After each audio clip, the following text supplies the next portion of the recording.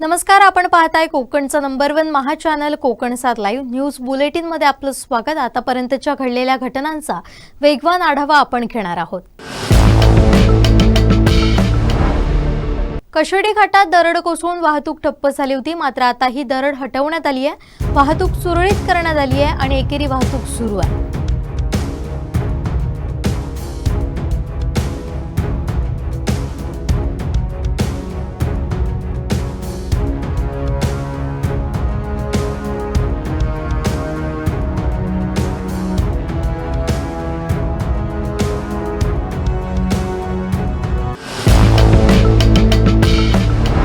रत्नागिरी जिल्ह्यात मुसळधार पाऊस आणि सोसाट्याच्या वाऱ्याचा मोठा फटका रेल्वे स्थानकाला बसलाय। रत्नागिरी रेल्वे स्थानकाच्या छताचा तब्बल 50 ते 60 फुटांचा भाग मध्यरात्रीच्या सुमारास कोसळल्याची घटना घडली। सुदैवाने ही घटना रात्री घडल्याने आणि त्यावेळी प्रवासी आणि वाहनांची वर्दळ कमी असल्यामुळे कोणतीही जीवितहानी झाली नाही। मिळालेल्या माहितीनुसार रेल्वे स्थानकाच्या छताचा कामाचा ठेका सार्वजनिक बांधकाम विभागामार्फत एका खासगी कंपनीला देण्यात आला होता। विशेष म्हणजे गेल्या वर्षीही याच छताला गळती लागल्याच्या तक्रारी समोर आल्या होत्या। या घटनेनंतर रेल्वे स्थानकाच्या सुरक्षिततेबाबत गंभीर प्रश्न उपस्थित होत असून संबंधित यंत्रणेकडून घटनेची चौकशी सुरू करण्यात आली आहे। आता एक अर्धा तासापूर्वी एक वारा आला छोटासा, जे असं वारा आला आणि ते पत्रे सगळे निकळले गेले। थोडासाच वारा आला, लागलं वगैरे काय नाही। माझी एकट्याचीच रिक्षा होती इकडे आणि एकटाच होतो मी। हो बघितलं मी। हा, सकाळच्या इकडे 50 रिक्षा असतात। जर त्यावेळी झालं असतं घातपात तर रिक्षावाल्यांना वगैरे लागलं असतं आणि हळूहळू थोड्या वेळाने ते वाऱ्याने सगळं निकळणार आहे। वेंगुर्ला तालुक्यात वारंवार वीज पुरवठा खंडित होत असल्याने संतप्त नागरिकांनी वेंगुर्ला तालुका वीज ग्राहक संघटनेच्या नेतृत्वाखाली विद्युत वितरण विभागाच्या वेंगुर्ला उपविभागीय कार्यालयाला धडक दिली। यावेळी कार्यालयासमोर संतप्त नागरिकांनी ठिय्या आंदोलन केलं।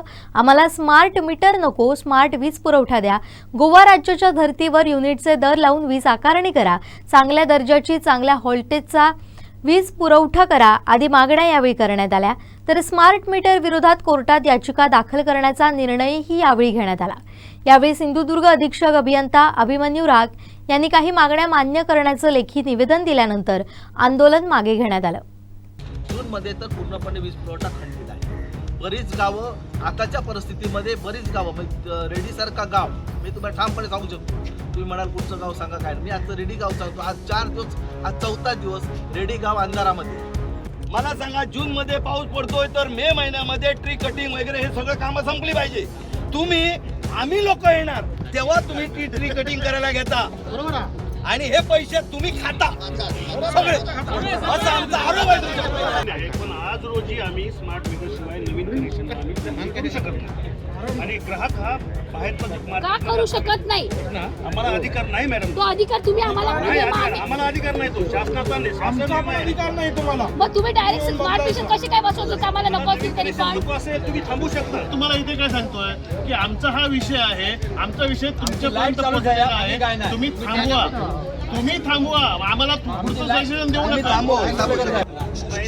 प्रत्येक महिन्याच्या 3ऱ्या बुधवारी आपण तालुका स्तरावर ऊर्जा मित्र म्हणून आपण बैठक आयोजित करतो। प्रत्येक महिन्याच्या 3ऱ्या बुधवारी वीज ग्राहक संघटना आम्ही बांधतोय आणि आमच्या ह्या विरोधामुळेच आमच्या सिंधुदुर्ग जिल्ह्यामध्ये हे स्मार्ट मीटर बसवले गेलेले नाही आहे, लक्षात ठेवा। त्याच्यामुळे मी तुम्हाला अजूनही सांगतो, जर आपण या सिंधुदुर्ग जिल्ह्यातून याचिका दाखल केली तर आपण नक्की याच्यामध्ये विजयी होऊ।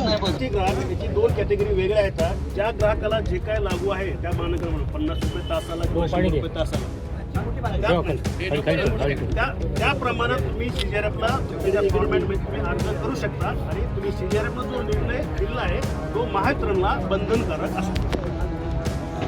संघटनेचे पदाधिकारी हे सगळे, त्याचबरोबर सगळे नागरिक, त्याचबरोबर सगळे सरपंच, त्याचप्रमाणे ग्रामपंचायत सदस्य, जे लोकसेवक आहेत त्यांना खरोखरच तळमळ अशी सगळी लोकमंडळी आज त्या ठिकाणी जमली आणि आम्ही या ठिकाणी आज अशी मागणी केली होती की जोपर्यंत प्रत्येक घराघरामध्ये वीज खंडित जी झाली आहे ती सुरू होत आहे तोपर्यंत आम्ही या ठिकाणी उठणार नाही, अशी आम्ही आज या ठिकाणी भूमिका घेतली होती। त्याचबरोबर काही लोकांची आज भरमसाठ स्मार्ट मीटरमध्ये भरमसाठ वीज बिले आलेली आहे।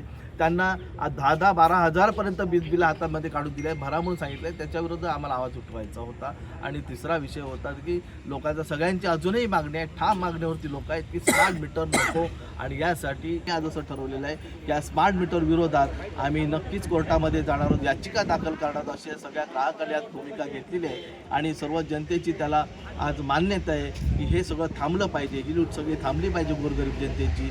गोवा धर्तीवरती आम्हाला युनिटला रोज युनिटप्रमाणे आम्हाला आमच्याकडनं कर आकारणी झाली पाहिजे. त्याचबरोबर सगळ्यांना चांगल्या दर्जाची व्होल्टेजची वीज वितरण पुरवठा झाला पाहिजे, 24 तास वीज मिळाली पाहिजे. आम्हाला स्मार्ट मीटर नको आहे, आम्हाला स्मार्ट वीज पुरवठा हवा आहे. एवढीच आमची आज वीज ग्राहक संघटनेच्या माध्यमातून आम्ही सर्वांनी मिळून केली. पोरं जी वायरमॅन म्हणून काम करताय टेम्पररी, आज त्यांना जो पगार आहे तो 17-18 हजार आहे. म्हणजे आणि दिवसाला काम किती करतायत? जवळजवळ 14-15-18 तास काम करतायत. तुम्ही हिशोब घाला ना, महिन्याचा किती होतात, किती तास काम करतायत ते, आणि त्यांना पेमेंट किती भेटतं आहे. मग त्यांचा पण विचार करायला पाहिजे. त्यांना जर तुम्ही परमनंट केलात, योग्य पगार दिलात, योग्य वेतन दिलं, तर तेच लोक ही कामं आमची चांगली करू शकतील. तर माझं शासनाला आणि या महावितरणाला पण एक विनंती आहे की त्यांनी हा प्रश्न कुठेतरी मार्गी लावा. आणि ही जी मुलं आहेत आमची काम करतायत आमच्या विभागातली, त्यांना कुठेतरी न्याय मिळून चांगला वेतन मिळावं. बाकी आमचं जास्त म्हणणं काय नाही. बाकी आम्ही सर्व काय आहे विषय ते बसून आम्ही पुढची वाटचाल करणार. तर माझी विनंती आहे सगळ्या वीज ग्राहकांना की एक नमुना अर्जाचा आम्ही तुम्हाला आज उद्या उपलब्ध करून देऊ. संबंधित प्रत्येक सरपंचांना आम्ही पाठवू, तुमच्या गावामध्ये तुमच्या ग्रुपवर पोचेल, घरोघरी पाठवायची आम्ही व्यवस्था करू. तुम्ही तुमचा अर्ज त्यामध्ये नमूद करा. दर तासाला 1000 प्रमाणे, किमान 100 आणि कमाल 1000 प्रमाणे तुम्हाला 24,000 रुपये नुकसान भरपाई मिळू शकते. त्यासाठी सगळं कायदेशीर आणि तांत्रिक मार्गदर्शन आमची वेंगुर्ला तालुका वीज ग्राहक संघटना आणि सिंधुदुर्ग जिल्हा वीज ग्राहक संघटना प्रत्येकाला करेल. आणि येणाऱ्या 3 महिन्यामध्ये वेंगुर्ला तालुक्याला 5 कोटी नुकसान भरपाईच्या माध्यमातून कसे मिळतील हे मिळावेत म्हणून आमची अपेक्षा नाही आहे. पण यांचा जो निष्काळजीपणा आहे, बेजबाबदारपणा आहे, सातत्याने वरिष्ठांचे आदेशाचं पालन केलं जात नाही आहे, तर त्यांच्यावर काहीतरी ठोस कारवाई होणं गरजेचं आहे. निलंबन असेल, शिस्तभंग असेल आणि नुकसान भरपाई यासाठी आमची तालुका वीज ग्राहक संघटना कटिबद्ध राहील.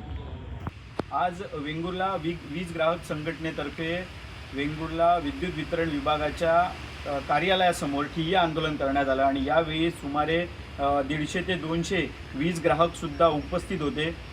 अनेक जे प्रश्न आहेत, अनेक जे जाब आहेत ते या ठिकाणी विद्युत वितरणचे जे मुख्य अधिकारी आहेत घाक साहेब यांना विचारण्यात आले.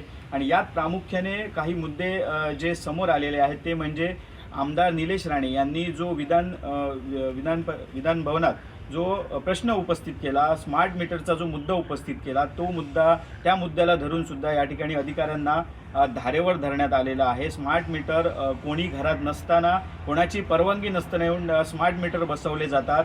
स्मार्ट मीटरमुळे भरमसाठ बिले येत आहेत. असे अनेक मुद्दे या ठिकाणी उपस्थित करून अधिकाऱ्यांना धारेवर धरण्यात आलं. त्याचप्रमाणे मागील काही जे 5 दिवसामध्ये या ठिकाणी वीज वितरणचा खेळखंडोबा सुरू आहे. आणि या विरोधात सुद्धा या ठिकाणी लोकांचा आक्रमक पवित्रा पाहायला मिळाला. गेले 5 दिवस सतत वीज पुरवठा खंडित असल्यामुळे अनेक लघुउद्योगांना याचा फटका बसलेला आहे, अनेक नागरिकांना याचा फटका बसलेला आहे. आणि यामुळे आक्रमक होत नागरिकांनी अधिकाऱ्यांना या ठिकाणी जाब विचारलेले आहेत. आणि या ठिकाणी वीज ग्राहक संघटनेच्या वतीने मागणी करण्यात आलेली आहे की ज्याप्रमाणे संबंधित तरतूद आहे, जी म्हणजे प्रत्येक ग्राहकाला जे गेले 5 दिवस त्यांची लाईट नाही आहे, त्यानुसार प्रत्येक ग्राहकाला एका ताशी 1000 रुपयेचं नुकसान भरपाई ही विद्युत वितरण विभागाने देण्यात यावी. म्हणजे जर तुमची लाईट तासभर गेलेली असेल तर त्या वीज ग्राहकाला 1000 रुपये त्याच्या बँक खात्यात जमा करण्यात यावेत अशी मागणी केली. अशी सुमारे 5 कोटींची तरतूद या विद्युत वितरण विभागाने करावी आणि ग्राहकांना त्याची नुकसान भरपाई द्यावी अशी जोरदार मागणी या ठिकाणी नागरिकांच्या वतीने करण्यात आलेली आहे. त्याचप्रमाणे विजेचा जो चाललेला खेळखंडोबा आहे, वितरण विभागाने जे मागील काही महिन्यात जी पावसाळ्यापूर्वी करायची जी कामं होती, ट्री कटिंग असेल किंवा इतर पोल बदलणे असतील, ती वेळेत न केल्यामुळे आता विद्युत वाहिन्यांवरती फांद्या पडून नुकसान होतं आहे. त्याचप्रमाणे लाईट जाते आणि वारंवार ह्या समस्या सुरू आहेत. त्याच्यामुळे अखेर नागरिकांचा आज आक्रोश हा या ठिकाणी पाहायला मिळाला. अधिकाऱ्यांना या ठिकाणी धारेवर धरलेलं आहे. अनेक ग्राहक जे आपली वीज बिलं घेऊन या ठिकाणी आलेले होते, त्याचप्रमाणे अनेक समस्या घेऊन आलेले होते. स्मार्ट मीटरमुळे अनेकांना भरमसाठ बिलं येत आहेत, त्याच्यामुळे नागरिकांचा आक्रोश या ठिकाणी पाहायला मिळाला. संपूर्ण सिंधुदुर्ग जिल्ह्यात आज दोडामार्ग असेल, सावंतवाडी असेल आणि वेंगुर्ला असेल, या ठिकाणी या विद्युत वितरण विभागाच्या विरोधात या ठिकाणी आक्रोश हा पाहायला मिळालेला आहे. आणि आज वेंगुर्ल्यात सुद्धा मोठ्या प्रमाणात वीज ग्राहक नागरिक या ठिकाणी उपस्थित होते आणि त्यांनी अधिकाऱ्यांना जाब विचारलेला आहे. काही त्यांनी मागण्यासुद्धा केलेल्या आहेत. याच वेळी जे वीज वितरणचे अधिकारी होते त्यांनी या ठिकाणी आश्वासन दिलं आहे की कोणाच्याही परवानगीशिवाय वीज मीटर बसवता येणार नाही. मात्र एक मुद्दा समोर आलेला आहे की तुमचं जर नवीन घर बांधत तुम्ही असाल आणि त्या घराला जर मीटर असेल तर तो स्मार्ट मीटरच बसवण्यात येणार. कोणताही जुना मीटर किंवा दुसरा मीटर बसवण्यात येणार नाही. जोपर्यंत हे प्रकरण न्यायप्रविष्ट आहे तोपर्यंत या ठिकाणी दुसरा मीटर बसवण्याची तरतूद नाही, हा सुद्धा मुद्दा समोर आलेला आहे. त्यामुळे आता पुढे नेमके काय ग्राहकांचे प्रश्न कशाप्रकारे सुटतात आणि निदान वीज पुरवठा तरी कशाप्रकारे सुरळीत होतो हे पुढील काळात स्पष्ट होईल. मात्र नागरिकांचा या संपूर्ण मुद्द्यांवरती वेंगुर्ल्यात आक्रोश पाहायला मिळाला. कोकणचा लाईव्हसाठी विशेष परत वेंगुर्ला. ओरोस ख्रिश्चनवाडी इथं सकाळी वादळी वारा आणि मुसळधार पावसामुळे मुंबई गोवा राष्ट्रीय महामार्गावर एक मोठं आंब्याचं झाड मुळासकट उन्मळून पडल्याची घटना घडली. झाड थेट रस्त्याच्या मधोमध पडल्यानं महामार्गावरील वाहतूक काही काळासाठी ठप्प झाली होती. सुदैवाने ही घटना सकाळी लवकर घडल्यानं महामार्गावर वाहनांची वर्दळ फारशी नव्हती. यामुळे कोणताही मोठा अपघात झाला नाही आणि मोठी वाहतूक कोंडी होण्यापासून टळली. कंत्राटदारानं तात्काळ घटनास्थळी आपली कटिंग टीम आणि आवश्यक कामगार पाठवले. या पथकानं आधुनिक कटरच्या साहाय्यानं रस्त्यावर पडलेल्या झाडाच्या फांद्या आणि बुंधा वेगानं तोडून हा बाजूला केला. कंत्राटदार आणि त्यांच्या पथकानं दाखवलेल्या तत्परतेमुळे महामार्गावरील झाड हटवण्यात आलं, ज्यामुळे विस्कळीत झालेली वाहतूक पूर्ववत होऊन लवकरच सुरळीत झाली. ऐन पावसाळ्यात वेळेवर मिळालेल्या प्रतिसादामुळे वाहनधारकांनी आणि स्थानिक नागरिकांनी समाधान व्यक्त केलंय.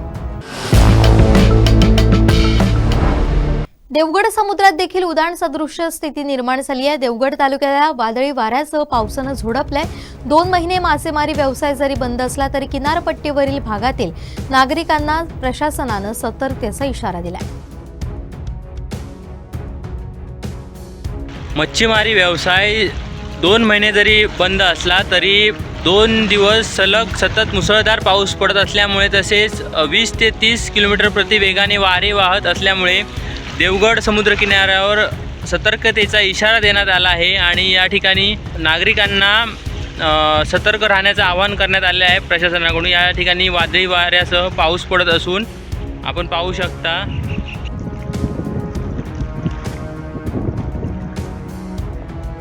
समुद्राला देखील उधाण आलेलं आहे आणि या ठिकाणी जोरदार 30 ते 40 प्रति तास वेगाने वारे वाहत आहेत. 2 महिने जरी मासेमारी बंद असली तरी समुद्र किनाऱ्यावरील नागरिकांना सतर्क राहण्याचा इशारा प्रशासनाकडून देखील देण्यात आलेला आहे. समुद्रात उधाण सदृश्य परिस्थितीच्या पार्श्वभूमीवर नागरिकांनी सतर्क राहण्याचे आवाहन देखील यावेळी प्रशासनाकडून करण्यात आलेलं आहे.